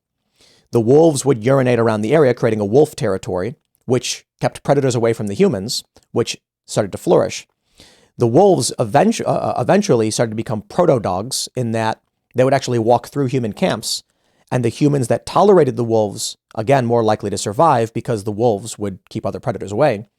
And eventually it came to a point where the wolves would the humans would follow the wolves on a hunt, successfully take down large game the wolves could not, and they all ate substantially more. And this, through thousands of years of pressure, created the human-dog bond. Yeah. 10,000 years of hard wiring to create that special bond where the dog will wait for 10 the years. master. You ever see Futurama? the Futurama show. It's yeah. it's like Fry. Remember course. there was that episode with his dog, Fry's dog. It's very Yep. sad. My girlfriend, The dog she waited. breaks up crying every time but it's the same idea. It's very real. It's special, you know. I mean, but scarily, that's also why the government targets dogs, because they say it themselves. The beagle is the breed of choice because they're gentle and docile, because of that hard wiring of 10,000 years of evolutionary pressure. They are targeted for that because they're not gonna fight back. They're docile, and that flight time is not gonna happen with the dog. It's a sick government policy. I mean, we've smoked that out. We found it on their website themselves, the HHS department. But that's why they do it. They take advantage of that. You know, I learned this when I was a little kid. My dad's a firefighter. He said, do you know what happens when there's a fire and the family has a dog? Typically, the dog has scratched the door bloody, trying to open the door to alert the family to the fire or save them. He said, do you know what a cat does when there's a fire? We don't know. We never find them. I like cats. I have a cat. His name is Mr. Bocus. He's very nice. Cats are very independent. I respect cats for what cats want to do. They're more libertarian. Dogs are more loyal soldiers. Do you know what happens when, I'll get a little brutal on you. Do you know what happens when an elderly person or just a person in general dies home alone with their dog? Not with a dog. Typically, they find, this is what I'm told, they find the dog dead of dehydration next to the owner. The dog stays with them and then passes on after running out of food or water. Do you know what cats do? I think I know where you're going. They eat the body. I think I know where you're going. I can to a certain degree respect the cat being like, I'm not going to die. They're fiercely independent. I'm not trying to rag on cats. I have heard that. I can't confirm or deny it, but I've heard I have heard that too. I'm just trying to exemplify the understanding of what dogs mean to humans and why they say man's best friend and all that. And why, for me, to hear that these large nonprofits care so little for these animals and would do something like this, I just want to stress, I think we should all. I read a story once about a farmer whose dog was shot by his neighbor, and the government said, you're awarded $300 for the replacement of your property. It's not property.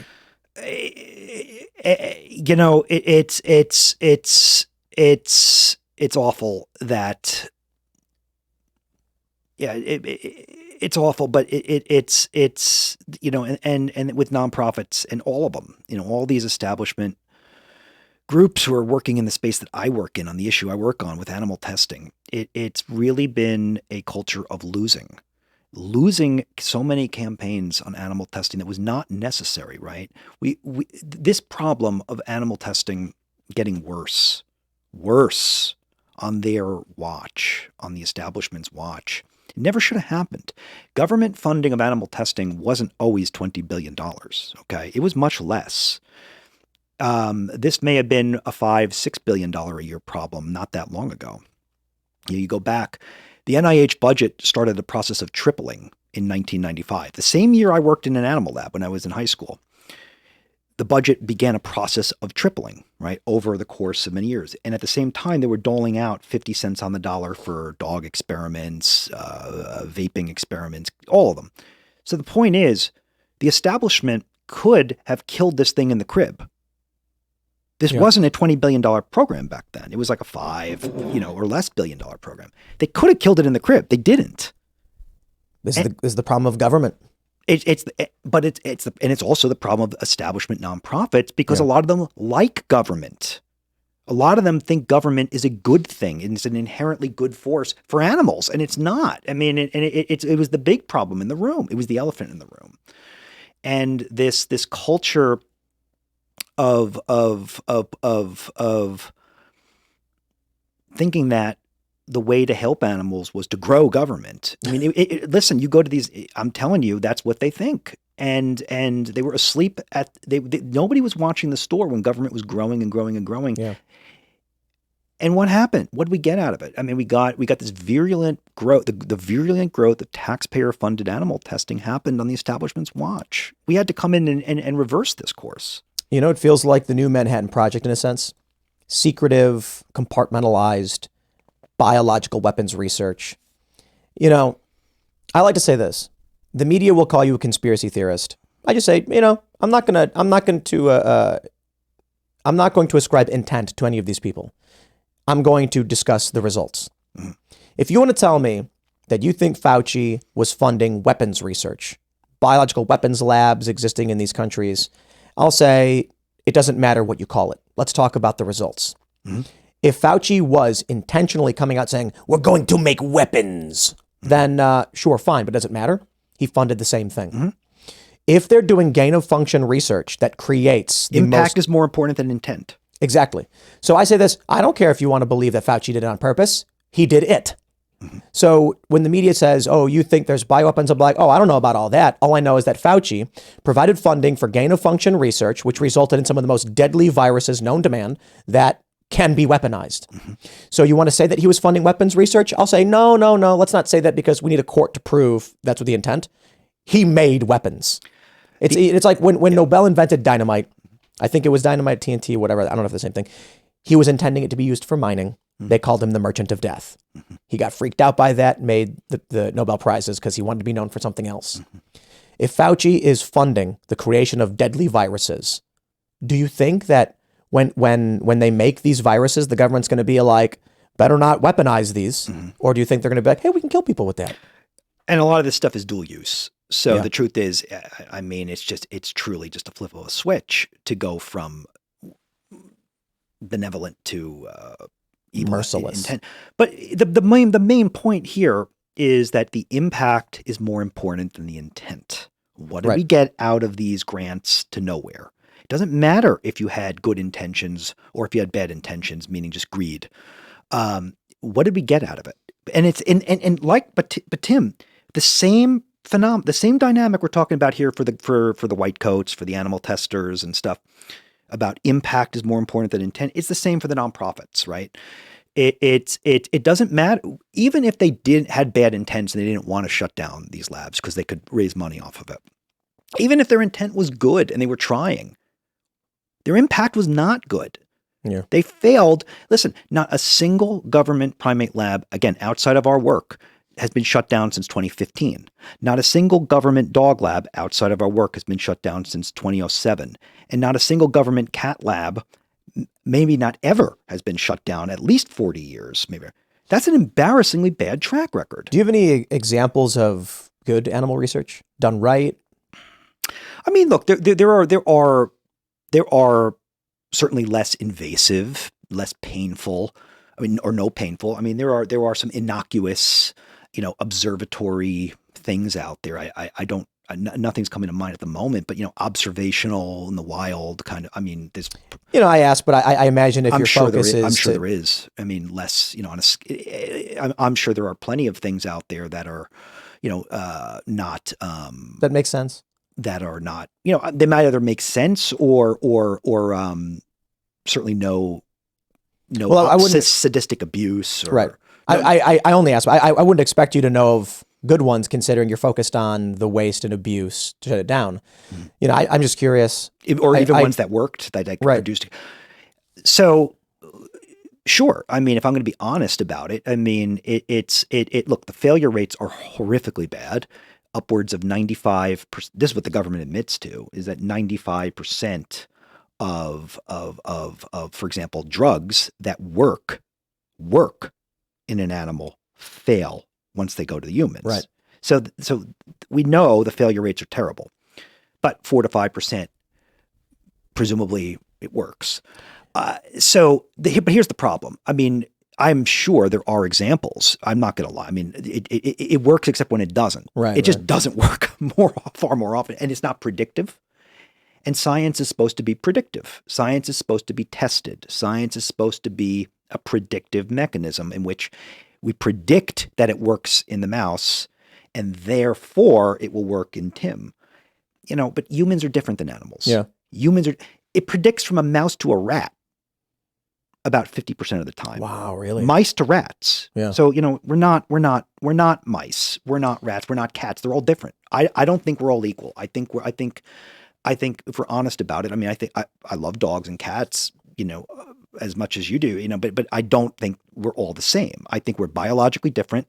I think we're genetically different, histologically different. I think we're all different. I don't think an oyster is the same as a cat. I don't think a cat's the same as a human. That's just the reality. I'm not, I don't value animals the same degree I value humans. I care for dogs. I think dogs are loyal. They're like loyalty incarnate to a certain degree. Not all dogs are perfect. Some dogs are bad. But I imagine the needlessness and the horror of the pain induced on any life form. Now, I'm not some like hippie vegan dude. Mm-hmm. I'll kill a deer, I'll eat it. Probably more of like a Native American style, thank you for what I'm about to receive and for your sacrifice kind of mentality. Maybe sort of a saying grace for the gifts, the life that was taken for us. That's how the world works. But man, I think about some of these experiments and I'm just like, did we need to do that? Right. Are you familiar with the rat hope experiment? Which one? They put the rat, the researcher put the rat in the cylinders full of water and let him drown. Yeah. Oh yeah. It's just so merciless. We learned something interesting from it, but I'm just kind of like, how much do we benefit from knowing that? And actually, is it used against us? Mm-hmm. So for those that aren't familiar, researcher takes rats, puts them in cylinders full of water where they can't get out. They swim for about 15 minutes before realizing they can't win. They give up. They sink to the bottom. They drown. Mm-hmm.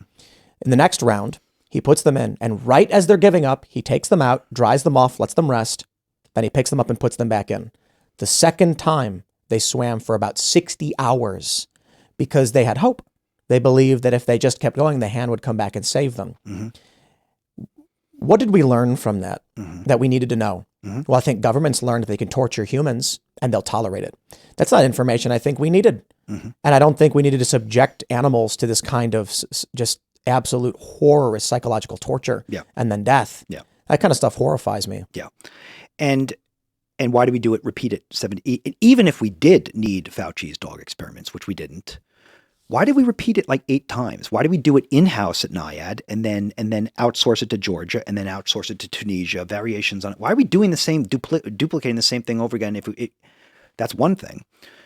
But let me tell you another story. You just reminded me of one with the rat's despair drowning. Yeah. What if it wasn't part of the experiment at all?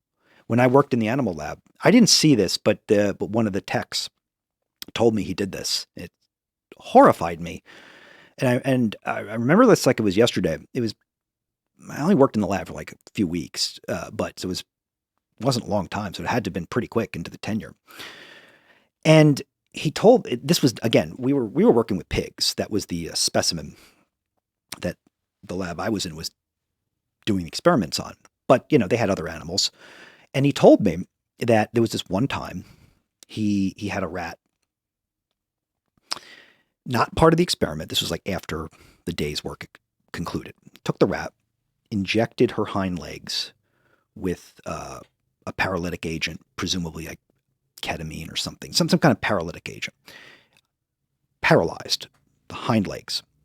Went over to the sink, closed the drain, inserted inserted her into the sink, and then turn the water on. Yeah, and I said, "Why? Why would you do that? Why would you do that? It wasn't even part of the. You just said this was no psychology experiment, or this was not like this isn't even what you were saying, which was actually the purpose of the grant." Yeah. He said, and here's what he told me. He said, "She was mine. I could do whatever I wanted," it just struck me as like the mindset of some of these people. That's depraved. I mean, I think it's depraved. I don't care. I mean, that wasn't even this. Again, I didn't see this, but he told me this himself, and I believed it. I do believe it because again, he told me with a straight face. He goes, "It was my animal. It was my animal. I could do what I want." It's not his animal. So. Too many people these days. There's so many problems with this story. I mean, it's the depravity. Anyway, are you religious at all? I'm a Roman Catholic. I am not Catholic nor Christian. I grew up Catholic. I do believe in God. I do believe in I'll phrase it this way. I think there are people who believe we are in a cold, callous universe of nothingness, and there are people who believe that there is something much bigger and more important than them. I don't like killing bugs. I don't. There are some exceptions with. I'm not going to cry over stepping on a bug or flushing a stink bug or anything like that.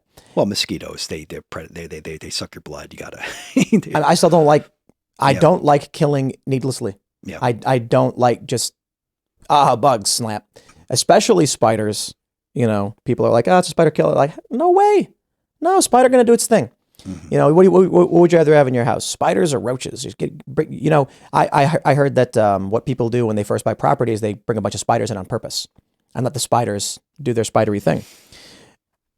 For someone to say that the animal was mine, I'm like, the animal doesn't belong to you.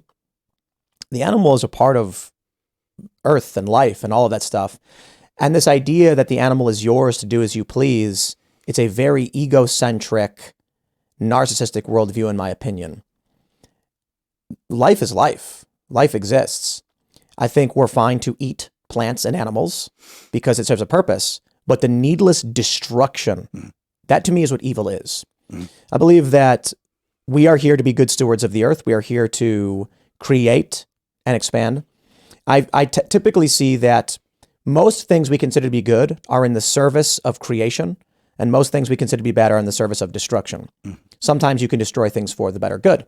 If there is a weapons stockpile being built by an evil person who intends to destroy, and we blow that up, we have destroyed, but we did it in the service of more creation, of more organization. So when I hear stories like that, where there are people who feel that they have some sort of like absolute right to do something like that, I'm just like, no, you don't. No, you don't. If you can get away with it, sure. If you look at the euphemisms that the animal experimenters, the white coats, the bad guys are using, when you read their papers, right? They never say we killed the animal. You know, they'll say we sacrificed the animal. Is that what they say? They'll use euphemisms like sacrifice. Now, we work with a pathologist on our board named Dr. Hansen, who's a world famous Alzheimer's researcher and against what we're doing to these dogs and other animals in the lab. And he told me, and he pointed this out to me, and he goes, and he killed dogs as part of his training, and is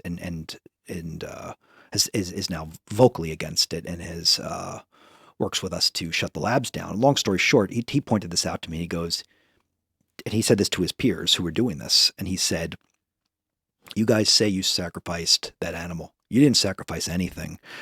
When you sacrifice something, you're giving up something that's important to you. Yeah. If you sacrifice for Lent, if you sacrifice for whatever, you sacrifice, in biblical story, you sacrifice your child for the, whatever.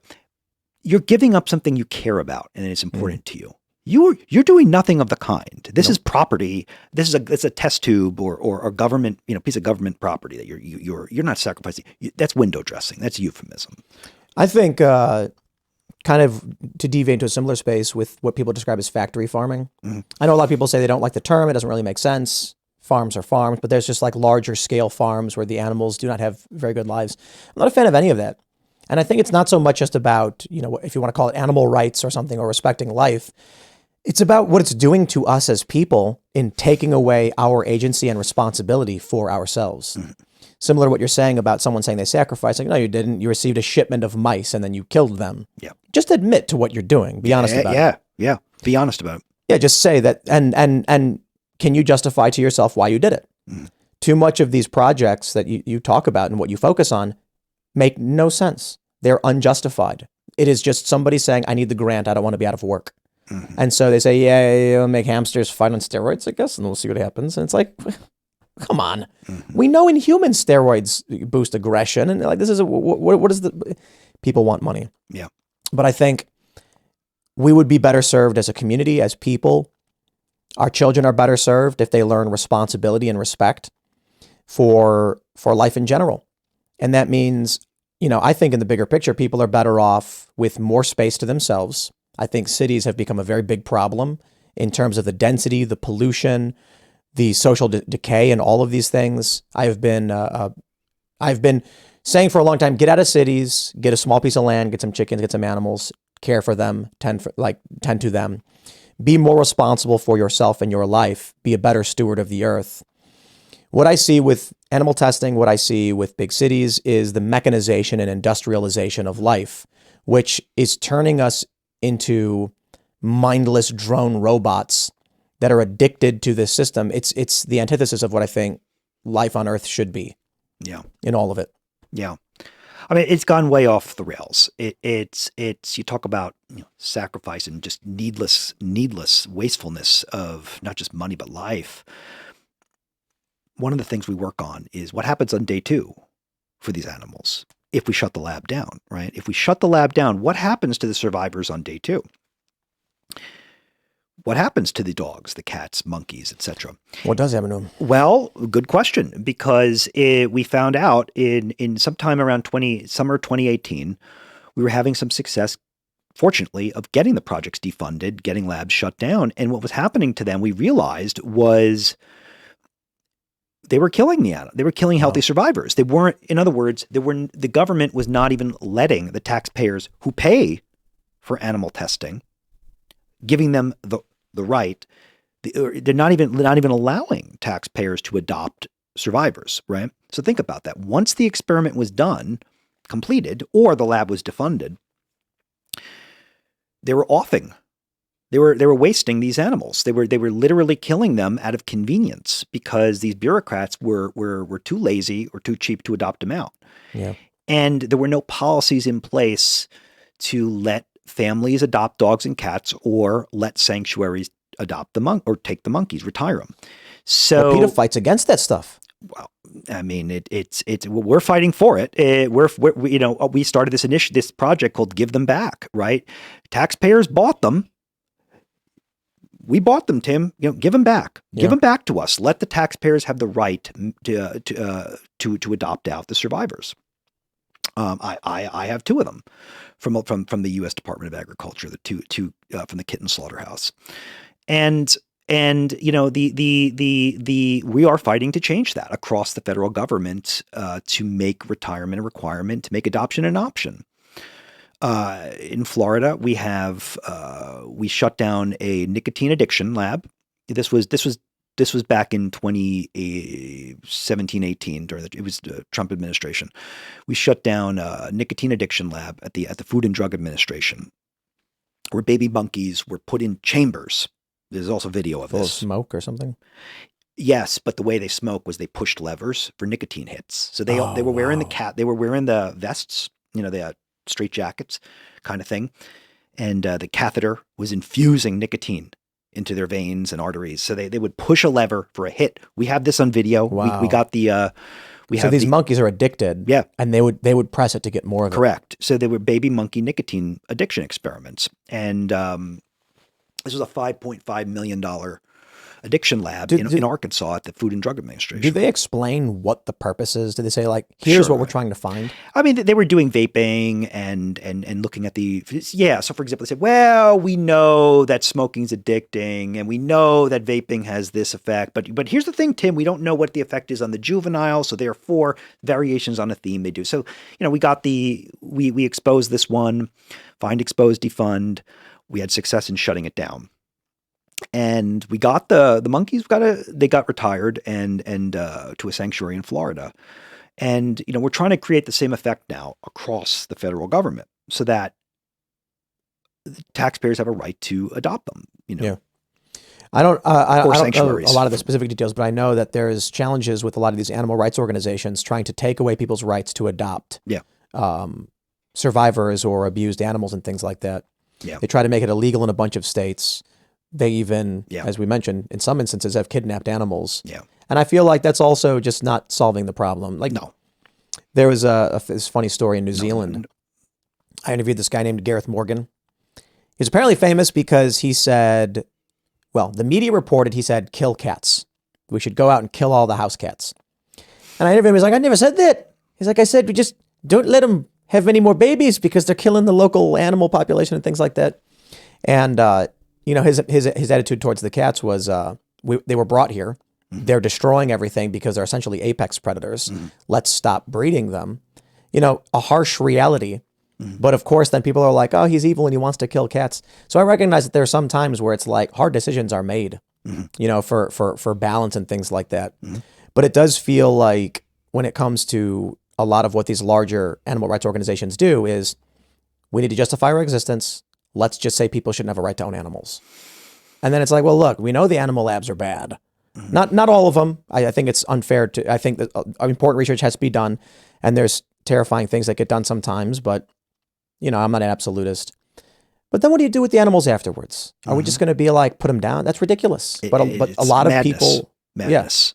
Let them live. Let them live. Madness. I mean, it's absolute madness. And the establishment animal rights movement really needs to check itself on some, not just priorities, but also on impact. I mean, what if you care about shutting animal labs down and you're donating to these groups, you really should be asking some hard questions. Again, why is it that not a single primate lab in the federal government got shut down during either the Trump administration or the Biden administration? It's not a partisan thing. And again, outside of our work, because we have shut them down. But if we're not an establishment group, but if you were, I'd be asking some tough questions. Is misplaced priorities or failed strategy? Just poor. Let me ask you a thought on this. I don't know if it's fair to say or not, but Fauci retires. Excuse me, retires. Do you think that was largely due to the work you guys did? Well, I think I think it had a. You never know for sure, but I would say I do think that I give you credit. Well, thank you. Look, the goal wasn't to make him retire, but the goal was to get the truth out there. The goal was to cut the wasteful spending. The goal was to expose the Wuhan lab. The goal was to end the Beagle experiments, and we've had success with a lot of that. If Fauci wasn't alone. We've exposed. Listen, I mean, we were doing this during the Trump administration. We were doing it during the Biden administration. We are still doing it during the Biden administration. We started at the tail end of the Obama administration. Fauci was the most well known. The Fauci's resignation. Unfortunately, the dirty business is still going on at NIH. The lab leak investigation still needs to proceed. The Beagle labs, the rest of them, still need to be shut down. Thinking about Fauci's retirement, and you mentioning the work you did through the Trump administration, I'm having this strange feeling of optimism, in that I feel like you don't have to agree with me on this one, but I kind of feel like that if Trump gets reelected, there's a possibility that so much good can come about and so much can be cleaned up in government because of the things that they did to Donald Trump politically. He seems like a man hell-bent on revenge. And that sounds to me like he's going to be open ears on all of these kinds of stories of wasteful spending, of government corruption, and he's going to be just hell-bent on fire them all. And I think we may see something really good in the next few years. It may be, are you familiar with the fourth turning, Strauss-Howe generational theory? No. It's the fourth turning. There's four seasons, they call it, every 20 years. And these guys hypothesized that every 80 years is a great calamity. So we had 80 years ago, we had World War II. 80 years before that, we had a civil war. 80 years before that, it was revolution. Watershed moments. Yeah. And we should be in it now and coming out of it around 2026. I'm wondering if this is it. This extreme degree of corruption and malice, manipulation, mismanagement. And maybe some people fear that the fourth turning results in World War III. Maybe it's civil war. Maybe we're in the worst of it. And, we're just used to seeing the worst of it. This government corruption in so many different ways, reckless spending, global conflict, and maybe coming out of the fourth turning into the springtime season, they call it, where things start improving. Mm-hmm. Because you get a good time, then you get hard times, and you get a good time. Maybe it's with maybe not Trump, maybe whoever comes after him, cleaning up all of this corruption and bureaucracy and these messes. And we just start to see the blossoming of something positive. And the cleaning up of the negative. It's a much bigger picture than just wasteful spending and animal stuff. Yeah. But I do feel like when it comes to the animal experimentation, Trump's going to be going in and he's going to be like, where are we wasting money? What can we solve? What can we fix? And who are we firing? Mm-hmm. And someone like you's going to come around and be like, look at what Fauci was signing off on. He's going to be like, yeah, that guy was bad news and that was a mistake. What should we do? And I think there's going to be a huge opportunity. He's going to be like, I'm done with this. We met with the Trump White House in January of 2020. It wasn't, and we met with them, among other things, about the Wuhan lab.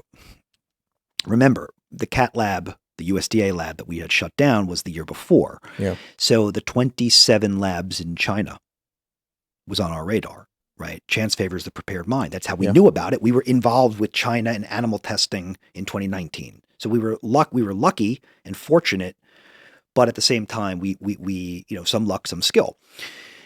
We met with them in January of 2020. It wasn't a pandemic yet. Yeah. It was an epidemic. It was like literally, it wasn't pronounced a pandemic for a little while longer. But again, we were there to talk about all of the administrative state animal testing problems, because that is where the epicenter of animal testing problems. It's in the administrative state, the NIH, the CDC, the EPA, the USDA, the FDA, the DOJ. That is what we focus on. These acronym bureaucracies riddled with tyrants in white lab coats who abuse animals. That was the agenda. But we also knew that President Trump was prioritizing China in his and that would have been the fourth year of the administration. So that was the agenda, and we were there to meet about all the animal testing in the federal government. And when we fired the shot around the world, the first investigation, U.S. taxpayers funded the $3.7 million grant, of which part of it went to the Wuhan lab. That investigation didn't come out until Easter Sunday of 2020. That was our investigation in the Daily Mail, which was the very first time. We covered it. Yeah, we talked that quite a one bit about came it. out. That's right. And Easter Sunday that came out. Okay. About a week later, there was that famous press conference on stage. President Trump, one of those coronavirus briefings, remember? Yeah. When he whacked the EcoHealth grant on stage about a week after our investigation came out. And he said, the words he used, go back and watch it, there's tremendous waste in the government. Okay. Oh yeah. It was one of the greatest days of my life when he did that. And one of the greatest days of my life when our brand name was tagged on that, for exposing that the lab leak money. How did you feel when Jon Stewart came out to Colbert and said, It was awesome. I mean, and Colbert argues with him, and that was awesome. You know, early on, my position, I'm fairly middle of the road, and so I said, lab leak seems to make a lot of sense. We'll see. You know, if this is where I'm always very, very much. But as time goes on, it becomes more and more impossible to deny the obvious, especially when you've got the majority of people being like, let's hold on here a minute. Either it came from bats 1,000 miles away and then somehow brought to a wet market to be consumed, or they brought it to the lab where they do the research on bats with coronaviruses that we know they did. And I remember when I covered the initial publication from, I think it's South China University, I could be getting the name wrong, where they said it may have resulted because the bats did these things. That was called a conspiracy theory. Yeah. It's remarkable. And they started suspending people and demonetizing people and telling you to shut up. The crazy thing about all this, to be honest, is when I believe it was like January 18th of 2020. Could be the day, I could be wrong, 16th maybe, when I covered the story of this virus in Wuhan. YouTube was telling us, we will lock your content. We will demonetize you if you talk about this. Yeah. That was very strange. So something happening in a foreign country about a pandemic, we can't talk about it? There's video. It's very weird. Videos of guys in full biosuits spraying things down, people collapsing in the street. And they said, if you talk about this, we take your money away. Yeah. That makes no sense. No. Something weird was going on. No. So, you know, and look, so you asked about Jon Stewart. When I saw that, it was amazing. It was a year later. I think that was May of 21. I'm pretty sure it was May or possibly early June, but it was the spring of 2021. So it was a year after, April of 2020. Long story short, look, we fired the shot heard around the world. The very first investigation, U.S. taxpayers spent $3.7 million, right? That was us that put that in the Daily Mail. But I didn't think at that moment in time that it was probable that the Wuhan lab that did it. You thought it was definitive? I thought it was possible. Oh. If I'm going to be honest about it, I mean, look, I thought it was possible that it came out of there. Who's to say? Right. But look, 20 years before that, it is true that the SARS-1 did come from the wet market. We know that. We pinned the animal down. All previous, not all, but in many cases, if not most, they did come from direct animal to human. That is true. There was a pattern of that. I thought it was possible. And remember, again, we were invested in the wet markets in the sense of the USDA rounding up wet market meat. Mm-hmm. So, I thought it was possible. I shifted from and again, remember, we were not following the science, we were following the money. So our contribution was the grant, pinning down the EcoHealth grant. We exposed that. But in terms of me shifting my perspective of possible to probable, didn't happen until much later in 2020. I read Dr. Stephen Quay and others in Drastic, and which I'm now a member of.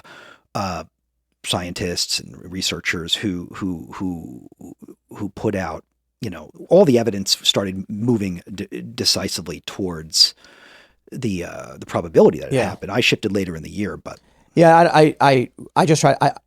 I'm trying to be careful. I don't want people to think that I'm taking credit for knowing or thinking it was obvious. Like, no, I was fairly middle of the road for most of it because I don't know. I'm not a scientist, and I try not to come out. But I think at this point, with everything we have, it's just we're there. We're there.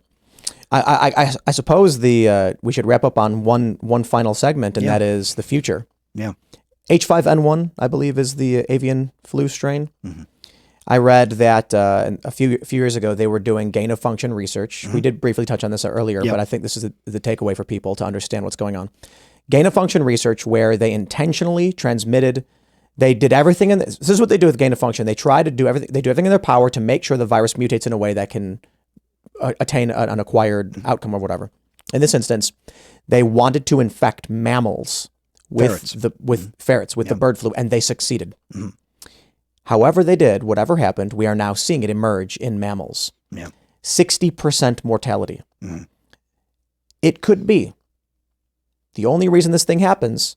I mean, in what circumstance do you have avian flu being in such close proximity to a large group of mammals that the mutation can occur? Yep. It is a rare thing in nature. Maybe with chicken farms, something like that. There is a strong possibility that if H5N1 does become a pandemic, and we're hearing the murmurs already of it popping up in mammal I think a few humans may have died already from it. It could be gain of function research that caused it. Mm-hmm. Yeah. That's the fear. It is. And, on that note, I mean, it's whether or not you care about animals or love animals or just kind of like them, whether or not you care about wasteful government spending and excessive taxation, regulation, and burden of the administrative state, even if you don't, do you care about life on the planet? Do you care about that 80-year turmoil that you were talking about, that 80-year apocalypse or whatever that we're due for? I mean, do you care about that? Because that's what H5N1. Taxpayer-funded animal testing is now at the core of that kind of apocalyptic scenario. I mean, do you care about 19 to 20 million dead? Do you care about the lockdowns? Do you care about the mandates? Do you care about what our lives became over the last few years and what they did to us? I can imagine it's taken on a new level of significance. I can imagine a worst case scenario. If you Google right now, for those that are listening, the stories about H5N1, humans who have died from it, the spread to humans, to mammals, it's scary. And hopefully it goes nowhere. Hopefully it's nothing to worry about. But I could imagine a reality in which they lock down again, H5N1, especially, look, whether you're of a conspiratorial mind or not, there's an election coming up. And politicians love a good crisis. So I'm not saying they will make a pandemic. I'm saying the media will start screaming about the dangers and they'll want to get you scared and stuff like that. But I could imagine a future in which a very serious avian flu kills way more than COVID did. Mm-hmm. And your rights and your freedoms are destroyed. And they say, oh yeah, we did that research. We did that. Mm. Maybe in the next few years, it'll come out more definitively about the research being done at Wuhan. Maybe not. Maybe they've gotten rid of all that evidence already. But you can't play with fire. And then when the fire spreads, be surprised. Yeah. And that's exactly what we're doing right now. And I just don't think it makes sense. There are still 27 labs in China. eligible for payouts. There are labs all around the world. The Government Accountability Office itself just endorsed our findings on this. We are playing with fire. The lessons are not being learned here. Tim, it took 3 years to delist the Wuhan Institute of Virology from eligibility from the payroll. That's how long. So we're not moving. It's almost fast. an admission of guilt. We smoked it out. Just last week we had to smoke that out. I was on the Washington Times front cover. You're right. They didn't. Why did the NIH not comment on the story? It's admission of guilt. Let's just brush that one under the rug. It's Maybe we shouldn't give that money. Yeah, let's just quietly remove them from the list. And putting it in China, where the standards are probably so lax.